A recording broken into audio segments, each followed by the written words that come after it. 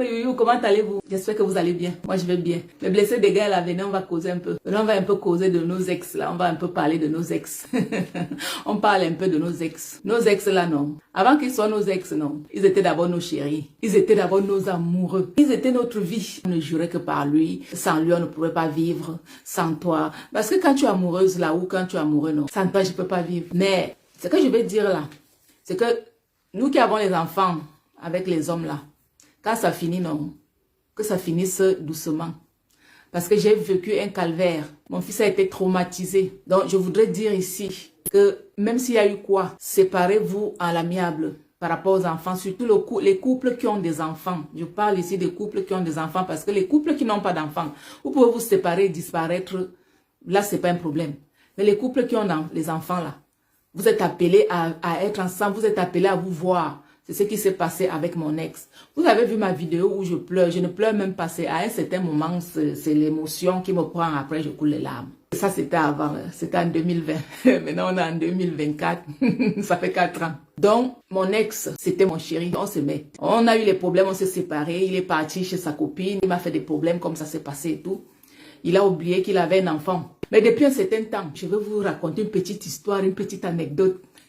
Qui me concerne, c'est ma vie. Hein. Je parle de ma vie. Parce que demain, quand je vais rejoindre mes futurs voisins, vous ne me verrez plus, non. Donc, je préfère parler de ma vie. Quand j'ai eu les problèmes avec ce monsieur, j'ai même laissé mon appartement. Je suis partie habiter chez une cousine que je salue d'ailleurs, que je remercie de m'avoir accueilli avec mon enfant.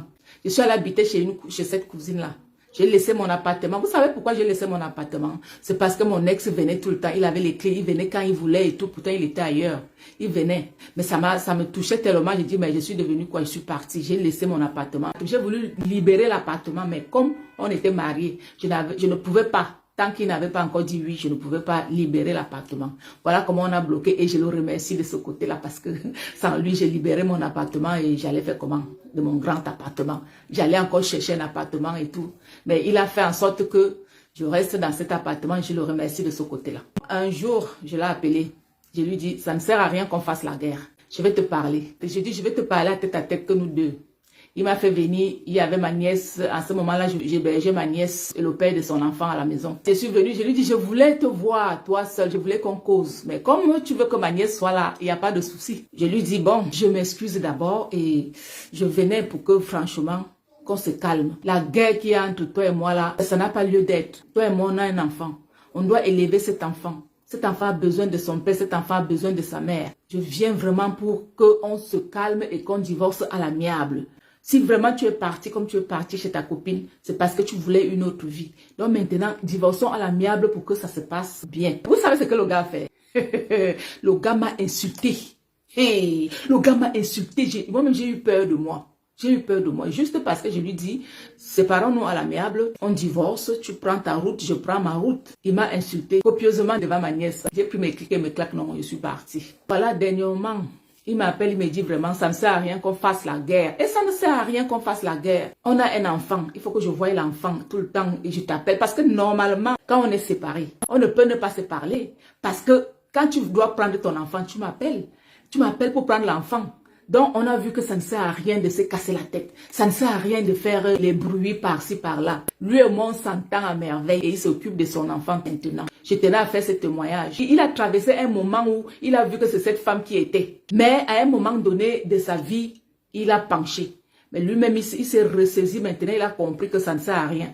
Et ça ne sert à rien. Quand vous avez votre femme, si ça ne va plus, on se met à l'amiable. Séparons-nous à l'amiable. Ça ne sert à rien de faire la guerre. On fait la guerre pourquoi? Maintenant, alors, voilà, s'il avait compris, comme je l'avais dit, que séparons-nous à l'amiable, on ne serait pas là. Maintenant, lui-même, il a compris, il a dit que non, ça ne sert à rien qu'on fasse la guerre. On fait la guerre pourquoi? La vie, c'est devant. On fait la guerre pourquoi? Quand je vais venir prendre l'enfant, je t'appelle, je viens prendre l'enfant. S'il y a une bière, on coupe la bière. C'est tout. La vie, là, c'est quoi? Ce n'est rien. Donc, je tenais à vous dire, nous, les blessés de guerre, vous, mes soeurs blessées de guerre, là, arrêtez de détester vos ex parce que c'est plus vos maris, vos ex. Si vous avez les enfants avec vos ex, entendez-vous avec vos ex, s'il vous plaît. Surtout pour les enfants.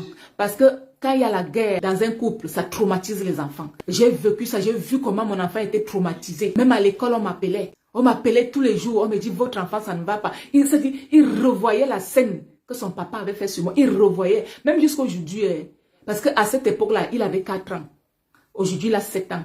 8 ans bientôt. Si vous lui demandez, il va vous relater ce qui s'est passé parce qu'il a gardé ça dans sa mémoire. C'est un truc qui ne s'efface pas. Vous voyez? Et dernièrement, quand il est rentré de chez son papa, il me dit, maman, papa est devenu gentil. Ça m'a touché. En venant du petit, ça dit qu'il dit, il a vu son père, voir comment son père est gentil maintenant et tout. Parce que à 4 ans, l'enfant c'est encore un bébé. Mais cette histoire l'a marqué, cette histoire l'a choqué, ça l'a marqué. Jusqu'aujourd'hui, là, ça. Je ne sais pas s'il va oublier ça. J'ai déjà essayé de tout faire pour lui faire oublier cette histoire, mais je ne sais pas s'il pourrait oublier ça. Mais c'est juste pour vous dire que ça ne sert à rien qu'on fasse la guerre.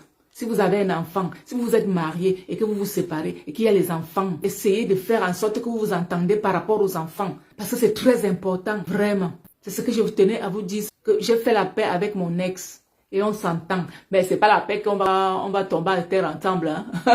Non, mais on est devenus comme les sœurs et frères. Par rapport à l'enfant, on a fait la paix. On se parle, il m'appelle. Il me parle de l'enfant, il me parle de sa vie, il me parle. On cause comme frère et soeur maintenant. C'est tout. Il y a quoi? Il n'y a rien. Il n'y a rien, c'est l'homme qui a peur. Mais yoyo, aimons-nous les uns les autres.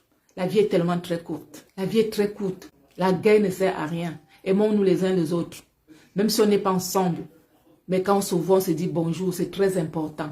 Je remercie tous ceux-là qui ont été de près ou de loin, qui m'ont supporté dans ma douleur, qui me conseillaient, qui faisaient tout parce que là, je suis passée à autre chose. Voilà mes youyou.